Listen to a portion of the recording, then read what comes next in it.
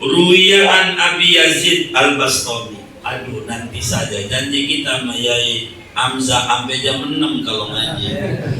Ini udah jam 6, yang nomor 4 belum. Siapa Abu Yazid Al-Bastami? Kapan lahir? Bagaimana tarekat Bastamiyah ini? Yang namanya Abu Yazid asli namanya siapa?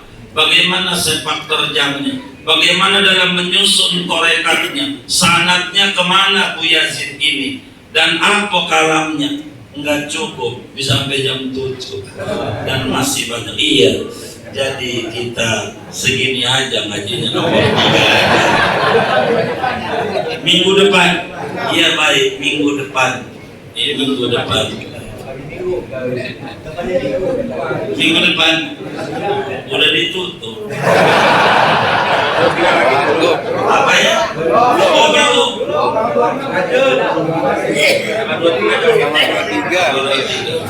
Iya. Tapi gaji ini bulanan. Jadi kita bulanan.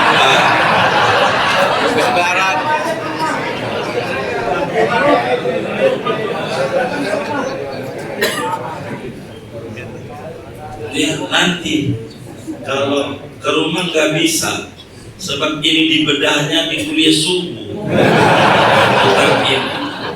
Dan nomor 4 nanti aja ingatin kami Ruwiya an Abi Yazid, kita bakal bedah. Wallahu alam, segini aja.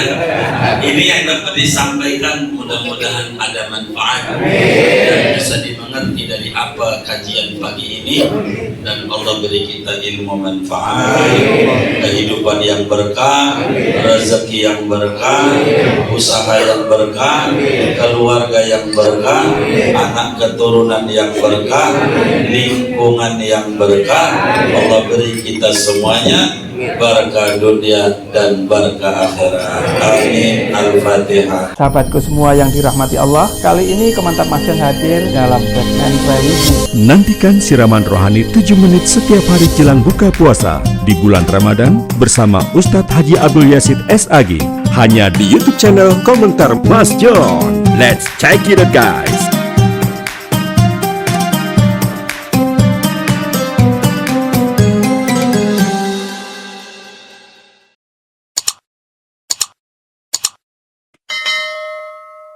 Yang kebetulan membawa kitab halaman 47 baris ketiga, kitab Fawaidul Mukharrar halaman 47 baris ketiga. Dia hadir juga, saya lihat banyak kaum ibu dulu. Assalamualaikum warahmatullahi wabarakatuh. Bismillahirrahmanirrahim. Alhamdulillahi Rabbil Alamin. Assalatu wassalamu ala Sayyidina Muhammadin wa ala alihi wa sahbihi ajma'in. Allahumma inna nastahdika li arsyadi amrina wa zidna ilman yanfa'una. Qala al-imamul muallif rahimahullahu ta'ala wa nafa'ana bihi wa bi barakati ulumihi wa ghafara lahu wa li masyayikhihi wa li masyayikhina wa lil hadirina wa lil muslimina amin. Qala ba'duhum, telah berkata oleh sebagian ulama, man syaikhuhu kitabuhu fa khata'uhu aktsaru min sawabihi. Adapun orang yang gurunya yaitu bukunya, maka yaitu adapun kesalahannya yaitu lebih banyak ketimbang daripada benarnya. Au ma hadza ma'nahu, atau sesuatu yang ini man syaikhuhu kitabuhu yaitu maknanya. Ruwiya an Abi Yazid annahu qala, diriwayatkan daripada Imam Abu Yazid Al-Bastami annahu qala, bahwasanya Imam Abu Yazid yaitu berkata, man lam yakun lahu ustadun fa ustaduhu syaitan. Barang siapa tidak ada baginya guru yang membimbingnya, maka yaitu adapun gurunya yaitu setan. Intaha Tajul A'ras, selesai dikutip dari kitab Tajul A'ras jilid 1 halaman 164. Wallahu a'lam bishawab. Segini dulu kitabnya. Bapak Ibu, saudara-saudara sekalian yang mulia, kajian kita melanjutkan pertemuan sebelumnya, betapa pentingnya guru di dalam hidup dan kehidupan seorang muslim. Kata pengarang kitab kita, ada ulama mengatakan man syaikhuhu kitabuhu fa khata'uhu aktsaru min shawabi. Siapa saja orangnya yang gurunya Google. Gurunya apa? Gurunya Google. Maka salahnya lebih banyak dibanding benar. Kalau orang tidak ada alat untuk mengetahui agama, di antaranya disebutkan oleh ulama adawatul ilmi arba'atun.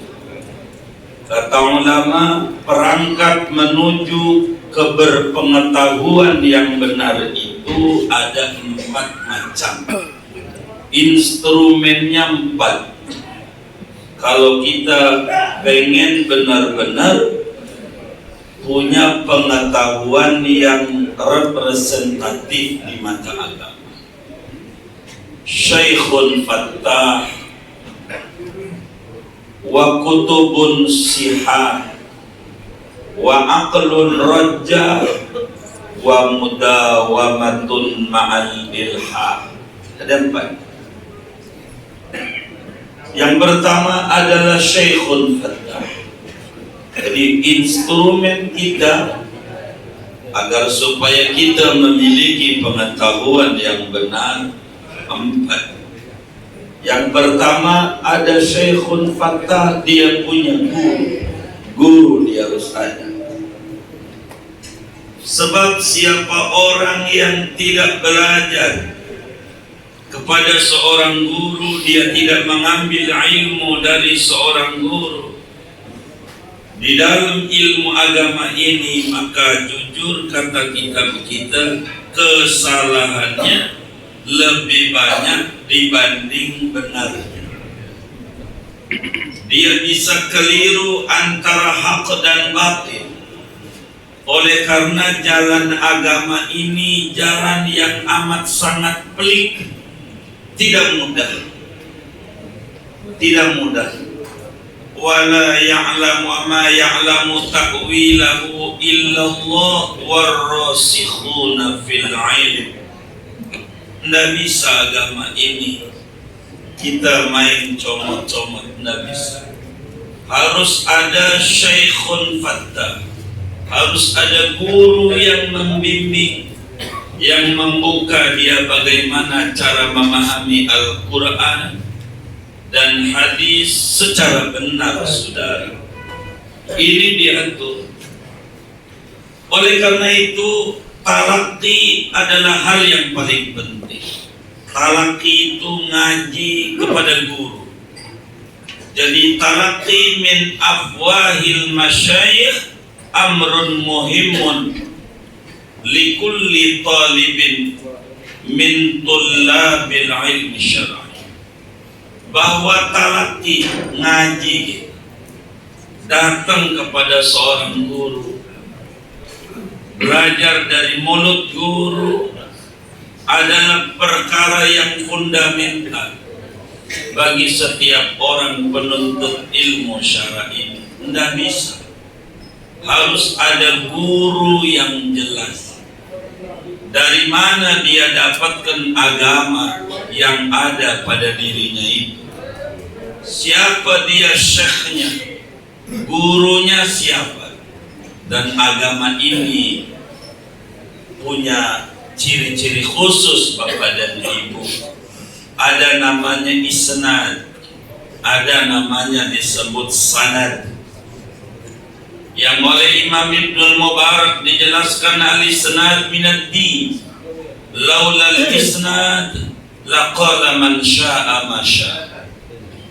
Sanad itu adalah bagian terpenting dari agama. Tanpa sanad orang bakal berkata selagu-lagunya. Tidak bisa, harus ada sanad. Imam Malik, gurunya Imam Syafi'i, yang setiap hari, setiap malam kalau tidur selalu mimpi ketemu baginda Nabi Muhammad sallallahu alaihi wa alihi wasallam. Beliau bilang, innama hadzal ilmu dinun fanzuru amman ta'khudun din. Kata Imam Malik, sesungguhnya ilmu ini bagian terpenting dari agama. Maka kudu kita pikirin dulu dari siapa kita harus mengambil ini ilmu. Sebab tanpa ada syekhun fattah, kesulitan di dalam memahami konsep agama. Kenapa ada muslim kaku semacam bid'ah yang sampai sekarang belum kelar dari zaman Ki Benen? Tahu Ki Benen kan? Itu nggak rapi-rapi urusan bid'ah ini. Kenapa tuh? Karena tidak memahami hakikatul bid'ah. Apa sih bid'ah itu? Karena tidak mengerti. Karena untuk memahami Quran, memahami hadis Nabi, dibutuhkan 14 disiplin itu. Tidak bisa. Imam Jalaluddin As-Suyuti rahimahullah yang wafat tahun 911 Hijriah di dalam kitabnya Al-Itqan fi Ulumil Quran, pada jilid kedua itu beliau menyatakan, yahtajul mufassir ila kitabillah wa sunnati rasulih ila 14 fannan min fununil ilm. Butuh orang yang mau terjun di dalam Al-Quran, pengen mentafsiri Al-Quran, pengen mentafsiri hadis Nabi, butuh perangkat 14 disiplin ilmu. Tanpa ini akan kesulitan. Dari mulai ilmu lughah, vocabulary, ilmu bahasa, dari bahasa punya pengembangan, bagaimana nisbatnya kata ini bagi maknanya, yang dikatakan oleh Imam Akhdari di dalam Sulamul Munawwarah, kitab mantik itu, wa nisbatul alfazi lil ma'ani khamsatu aqsamin bila nuqsani tawatu'un tasyakukun takhaluku wal ishtiraku aksuhut taraduku. Bagaimana bahasa itu memiliki arti begini, begini, begini. Ini dari bahasa. Ibarat kata beruang begitu hadirin. Beruang ini apa? Ini aja dari tinjauan bahasa berbeda-beda. Bisa jadi beruang itu yang ada di Ragunan, benarkah? Itu juga beruang. Bisa aja ada tetangga kita di Serengseng Sawah habis jual sana 5.000 meter, itu juga beruang. Benar nggak? Beruang juga. Bisa juga ada teman kita habis bangun kos-kosan 100 pintu, itu juga beruang. Banyak ruangnya. Nah, ini mana ini? Begitulah berbicara bid'ah, mahiyal bid'ah. Sehingga ketika orang keliru di dalam konsep memahami agama, maka menjadi muslim yang kaku, sehingga dia bakal memunculkan apa saja yang tidak ada di zaman Rasulullah SAW. Namanya bid'ah. bid'ah. Karena dia terjebak dari segi bahasa. Jadi apa saja yang nggak ada di zaman Nabi namanya bid'ah. Ini namanya tinjauan bahasa. Bila ini kita mau pakai, nih saya mau tanya yang di Masjid Nurul Huda ini, kira-kira yang di masjid ini di zaman Nabi udah ada belum nih? Muka bid'ah. Namanya apa? Apa namanya? Muka bid'ah. Apa ya begitu tuh? Di dalam memahami konsep agama, Nabi haji pakai unta. Apa ya kita kudu ngikutin itu? Karena nggak ada mobil, nggak ada pesawat, jadi sehingga kita kudu balik lagi haji naik di Ragunan. Kan harus dipahami agama, ada kulit, ada isi. Ini agama, nggak bisa memahami agama, harus ada sanad. Oleh karena itu akan terjebak orang. Padahal Nabi telah memberikan garis. Di dalam hadis Bukhari, Imam Bukhari riwayatkan, dalam hadis Muslim, Imam Muslim riwayatkan daripada Ummul Mukminin Sayyidah Aisyah radhiyallahu taala anha wa an abiha, di mana Siti Aisyah adalah kiai gede dari kalangan sahabat perempuan. 1210 hadis beliau sampaikan. Salah satunya beliau sampaikan, sami'tu Rasulullah sallallahu alaihi wasallam yaqul man ahdatsa fi amrina hadza ma laysa minhu fa huwa rad. Hadis itu ada mantuk, ada mafhum, ada yang tersurat, ada yang tersirat, ada yang eksplisit, ada implisit. Ini kalau anda paham ini kacau. Setiap tulisan ada proyek rumah yang tidak berkepentingan dilarang masuk. Itu ada makna tersirat, yang berkepentingan boleh masuk. Walaupun tidak ada tulisannya, boleh karena dia punya kepentingan, termasuk karyawan proyek. Karena dia punya kepentingan boleh masuk. Tulisannya nggak ada, tapi ada secara mafhum. Padahal Nabi mengatakan secara mantuk, man ahdatsa fi amrina hadza ma laysa minhu fahuwa rad. Itu namanya mantuk, mafhum hadisnya.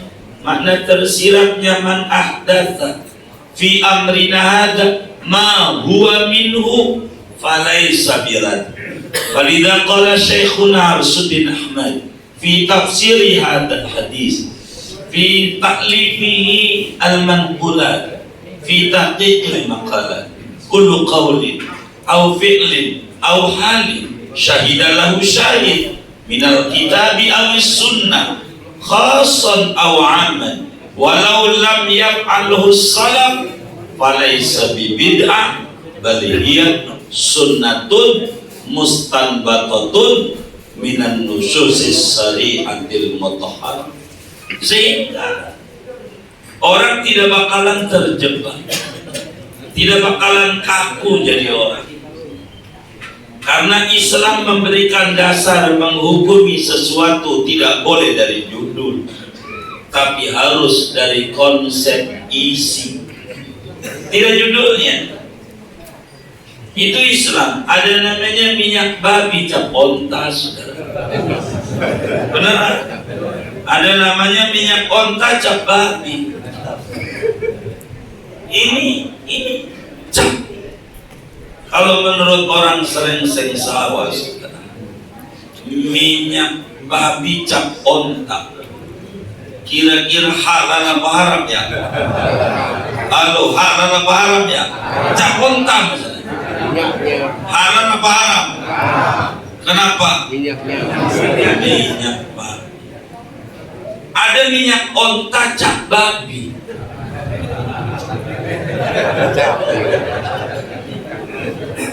Minyak onta cap babi. Kira-kira halal apa haram? Cap babi halal apa haram? Halal. Kenapa? Kita nggak penting judul, maka muncul tuh kalimat-kalimat makanan belakangan tuh di pinggir jalan. Ada namanya itu nasi kucing.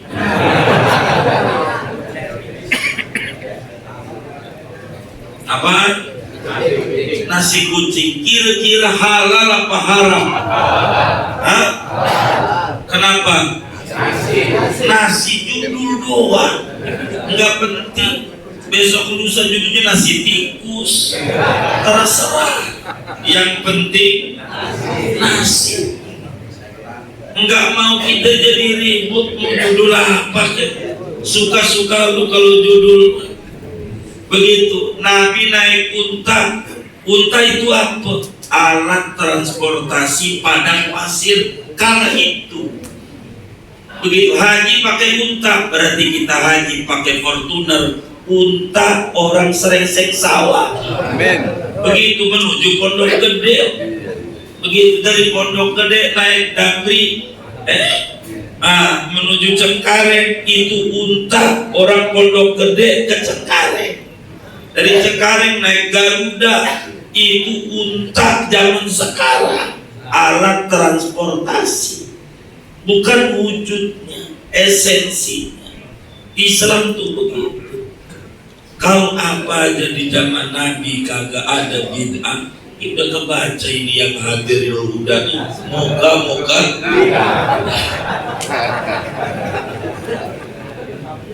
Lah kagak ada di zaman Nabi itu orang yang mancungnya ke dalam. Apa namanya? Dia besar. Kagak ada. Masa ya kita kayak begitu? Jadi enggak begitu Islam. Islam ini luas, enak. Enggak boleh kita ngaji dari Google aja tuh, enggak boleh. Harus ada syekhun mursyid, ada guru yang membimbing jalan agama. Enggak bisa. Imam Syafi'i pada bagian ini saudara telah menjelaskan, man tafaqqaha minal kutub dhayya'al ahkam. Kata Imam Syafi'i, siapa belajar agama, belajar fikih lewat buku, lewat Google, hancur hukum Islam, bakal jadi ribut, hancur. Kenapa? Apalagi kayak sekarang media ada YouTube, begitu wali macam-macam, ada wali kutub, ada wali YouTube, begitu asal setuju sama dia jadi wali. Kalau keluar lagi kagak, namanya wali YouTube, bukan wali kutub. Ini zaman akhir bisa dipotong-potong. Jangankan bahasa Quran yang tinggi, bahasa hadis sudah, bahasa kita aja di tanah Betawi itu kudu dipikirin. Nggak boleh kita langsung telan aja kalimat-kalimat itu, nggak bisa begitu. Nih contoh yang hadir nih di Nurul Huda, saya mau tanya, ini punya tetangga Cina enggak? Punya enggak? Punya teman Cina enggak? Saya mau nanya, pernah enggak ngelihat Cina nangis? Pernah enggak? Saya sih enggak pernah ngelihat Cina doang nangis. Mau ngapain? Ngelihat doang nangis. Iya, biasa aja ngelihat Cina. Benar enggak kok? Itu bahasa Indonesia. Ya kan serengseng sawah, dulunya banyak sawah ya. Kita tahu kodok nggak? Tahu kodok nggak? Tahu kodok. Pernah nggak melihat kodok loncat? Pernah. Saya sih enggak. Jika melihat kodok aja ngapain loncat? Biasa.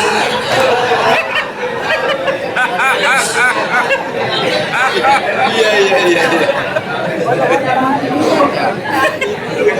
Maksudnya lagi loncat gitu, Ustaz. Itu apa ya? Gila melihat kodok loncat. Gila kalau gitu. Kata kodok, lu kodok apa orang? Itu lagi bahasa Indonesia, saudara. Bagaimana bila kalamullah? Bagaimana bila kalam Rasulullah? Bagaimana bila kalam sufi? Kalamnya wali yang kadang nampak nyeleneh tapi aslinya tidak nyeleneh, maka nggak bisa. Kudu ada syekhun mursyid, nggak bisa. Kudu ada guru yang ngajarin kita, nggak bisa ngaji lewat buku aja. Kudu ada guru yang membimbing kita dalam agama ini. Tanpa itu sulit kita, bakal acak-acakan agama kalau kita tidak ada itu. Susah. Maka belakangan macam-macam, aliran macam-macam. Ini dari mana munculnya? Dari kelirunya guru. Ini macam-macam. Ada orang timbang modal 10.000 surga sudah. Asal kita ngeluarin duit 10.000 udah surga. Coba, murah apa mahal surga? Murahan 10.000. Kita punya celana, potong dikit biar di atas mata kaki. Tuh motong kalau ditaruh 10.000. Iya, biar di atas mata kaki doang. Itu udah surga 10.000. Begitu saja, murah kan? Ini macam-macam. Karena itu kita harus ada guru, nggak bisa. Begini logikanya. Tumbuh-tumbuhan yang tumbuh dengan sendiri tanpa ditanam bisa jadi berdaun. Tumbuh ada daunnya, tapi sulit ada buahnya, saudara. Sulit ada buahnya. Tumbuhan kayak di pinggir-pinggir kali, tumbuh aja, nggak ditanam, nggak dirawat, nggak diurus, tumbuh, tapi belum tentu berbuah. Begitu kita belajar dari YouTube aja jadi, dari Google aja jadi, dari buku aja jadi, tanpa ada guru bisa jadi ada berpengetahuan, tapi belum tentu benar pengetahuannya menghantarkan menuju kedekatan dengan Allah Subhanahu wa ta'ala. Nabi bilang dalam hadisnya, man izdada ilman wa lam yazdad hudan lam yazdad minallah illa bu'dan wa la yadbillah. Ini perlu ada disebut itu, saudara Syekh. Karena itu ulama berkata adawatul ilm arba'ah, perangkat menuju ilmu yang benar 4. Syekhun fattah, ada guru. Wa aqlun rajah, memiliki kecerdasan. Kudu akalnya cerdas. Jangan sampai gurunya sampai 2 jam dia nanya. Itu si guru nanya sama muridnya, murid-muridku sekalian, bagaimana, paham tidak? Paham guru, gua kagak. Paham tidak? Paham guru, gua kagak. Paham tidak? Paham guru. Jadi yang paham gurunya. Kita yang kagak. Ya Allah, siang tuh guru ngajar sampai 2 jam. Gitu, kagak paham yang paham guru. Kudu ada akal agama ini. Begitu. Wa kutubun sihah, bukunya yang representatif, ada tata dan aturan. Kalau belajar nahwu dari yang kecil, mulai jurumiyah, naik terus ada mutasawwidan lah, mutammimah lah, terus sampai mulhatul i'rab lah, sampai Alfiya Ibnu Malik, Ambela Ibnu Hisam punya karangan, Qadrunada, Surudud Dahab, Labib dan seterusnya. Kalau dia ngaji fikih dari yang kecil, Sapinatun Najah, naikin dikit, begitulah. Riyadul Badi'ah, Madan Takrib, Fathul Qorib, Fathul Mu'in, baru dah terus jatuh, mau Minhaj, mau Fathul Wahab, mau Tuhfa, Bughnil Muqtad, dan seterusnya.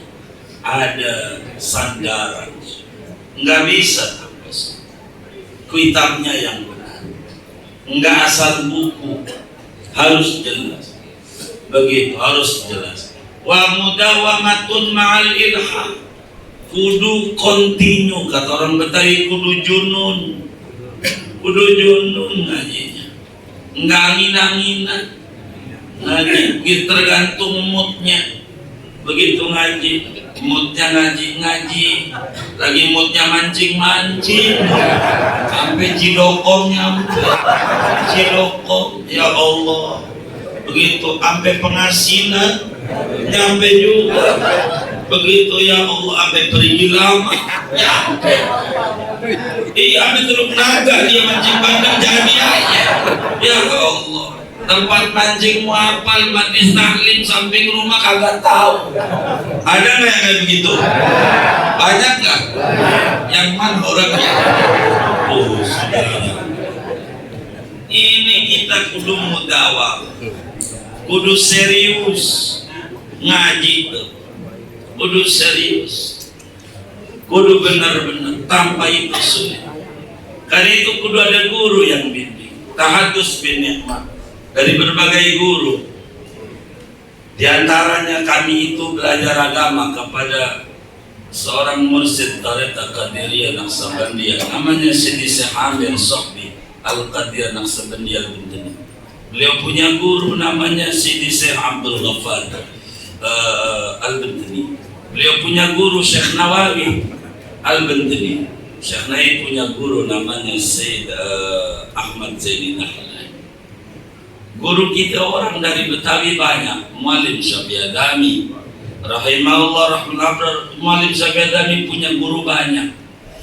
Salah satunya Habib Ali Bungun yang makamnya di Al-Hawi, di Condet itu dekat PGS.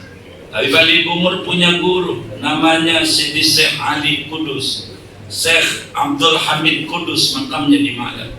Syekh Abdul Hamid Kudus punya guru namanya Said Bakri Sato Ad-Dimyati, pengarang Iyanatul Talibin. Itu beliau punya guru namanya Said Ahmad Zaini Dahlan. Banyak jalur. Dari Said Ahmad Zaini Dahlan ini beliau punya guru namanya Habib Abdullah bin Umar bin Yahya. Beliau punya guru namanya Syekh Muhammad Salih Rais Az-Zamzami. Begitu. Beliau punya guru Ali Ibn Abdul Bar Al-Wanai, dan terus saja sampai ke atas. Ambillah ketemu Imam Ghazali. Ghazali punya guru namanya itu Imam Haramain, punya guru abahnya. Sampailah Imam Qafa, sampai ke sore, sampailah ke atas Al-Anmati, sampai punya guru Al-Muzani. Al-Muzani punya guru namanya Imam Syafi'i. Imam Syafi'i punya guru Imam Malik. Malik punya guru Nafi'. Nafi' punya guru Abdullah bin Umar. Abdullah bin Umar punya guru namanya Muhammad bin Abdillah Rasulullah. Rasulullah dari Jibril, Jibril dari Allah. Islam itu harus jelas. Tidak bisa kalau nggak jelas, itu nggak bisa. Nanti orang acah-acah. Apalagi belajar hadis. Belakangan ini one day one hadis. Satu hari satu hadis. Ini bingung menghadapi ini. Begitu. Kalau kita dari tulisan, apalagi dari WA, udah kita percaya aja. Begitu. Betapa hari ini dikasih amat temannya satu hadis. Rasulullah Sallallahu Alaihi Wasallam ditanya oleh sahabatnya, ya Sayyidi ya Rasulullah, saya mencium istri saya lagi puasa, batal tidak? Kata Nabi, enggak batal puasanya. Hadisnya sahih. Besok dikirim lagi hadis. Rasulullah ditanya oleh sahabatnya, "Ya Sayyidi ya Rasulullah, saya mencium istri lagi puasa, batal tidak?" Batal puasanya. Hadisnya sahih. Bingung. Ini hadis Nabi, kemarin bilang gak batal. Ini hadis lagi dibilang batal. Ini pria Nabi ya. Tuh, kalau dari buku begitu dikata Nabi pelin-pelan, lah kagak. Inilah perlu ada syekhun mursyid, guru, syekhun fattah, guru yang memberikan pemahaman benar. Kenapa ini Nabi bilang gak batal? Kenapa ama ini Nabi bilang batal? Ini yang benar yang mana? Guru bakal kata dua-duanya benar. Kenapa begitu? Yang pertama, yang nanya umurnya 90 tahun, bininya 80, disebut aliran perjuangan hidup. Berjuang aja kagak hidup-hidup. Gimana Mbak?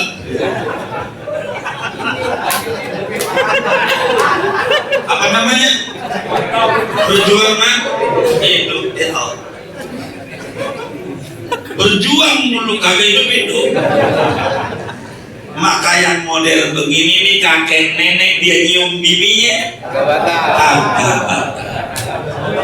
Hidup-hidup. Maka kemudian ditanya, Nabi saya nyium bini batal tidak? Kata Nabi batal. Yang nanya umur 18, bininya umur 15. Lah ini mah pandangan hidup. Apa namanya? Pandangan hidup. Baru mandang Hidup. udah hidup. Yes, salah.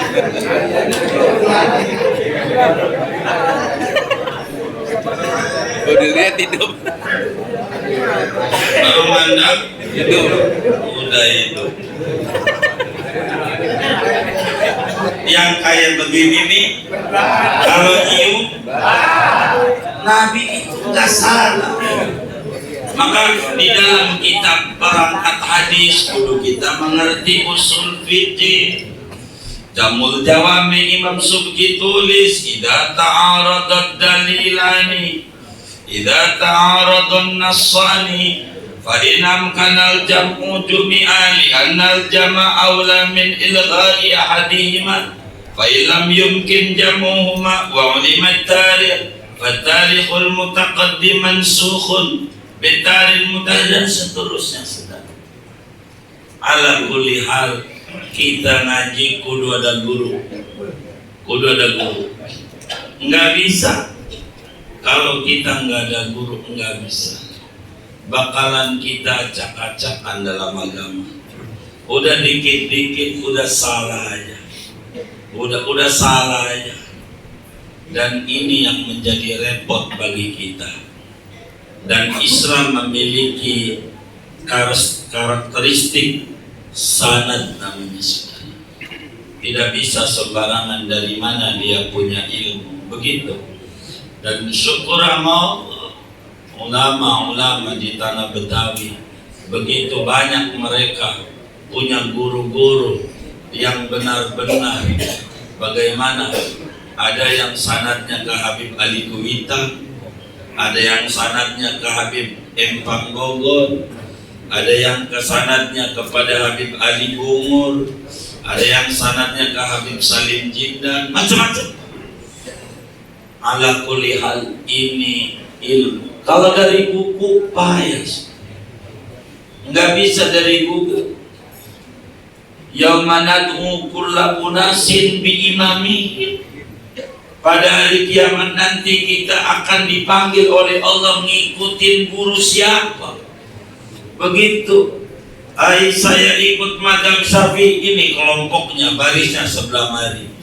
Ditanya sama Allah, ente kelompok mana? Saya dari Google. Lah kagak ada barisannya.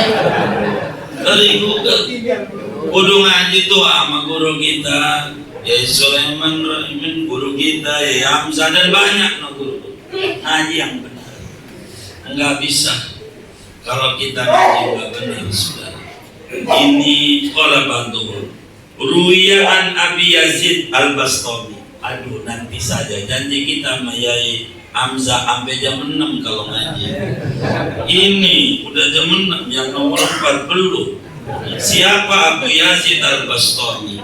Kapan lahir? Bagaimana tarekat Bastamiyah ini? Yang namanya Abu Yazid asli namanya siapa? Bagaimana sepak terjangnya? Bagaimana dalam menyusun tarekatnya? Sanadnya kemana Abu Yazid ini? Dan apa kalamnya?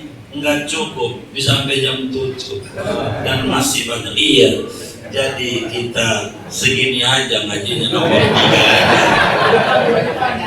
Minggu depan, iya baik, minggu depan. Ini minggu depan. Minggu depan udah ditutup. Apa ya? Oh belum.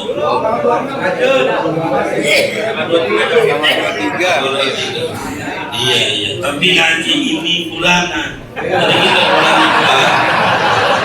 Lebaran.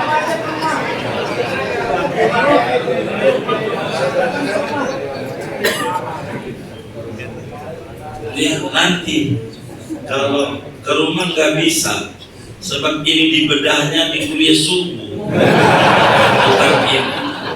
Dan nomor 4 nanti aja ingatin kami Ruwiya an Abi Yazid, kita bakal bedah. Wallahu alam, segini aja. Ini yang dapat disampaikan, mudah-mudahan ada manfaat dan bisa dimengerti dari apa kajian pagi ini, dan Allah beri kita ilmu manfaat, kehidupan yang berkah, rezeki yang berkah, usaha yang berkah, keluarga yang berkah, anak keturunan yang berkah, lingkungan yang berkah. Allah beri kita semuanya barakah dunia dan barakah akhirat. Amin. Al-Fatihah. أعوذ بالله من الشيطان الرجيم بسم الله الرحمن الرحيم الحمد لله رب العالمين الرحمن الرحيم مالك يوم الدين إياك نعبد وإياك نستعين اهدنا الصراط المستقيم صراط الذين أنعمت عليهم غير المغضوب عليهم ولا الضالين. Assalamualaikum warahmatullahi wabarakatuh.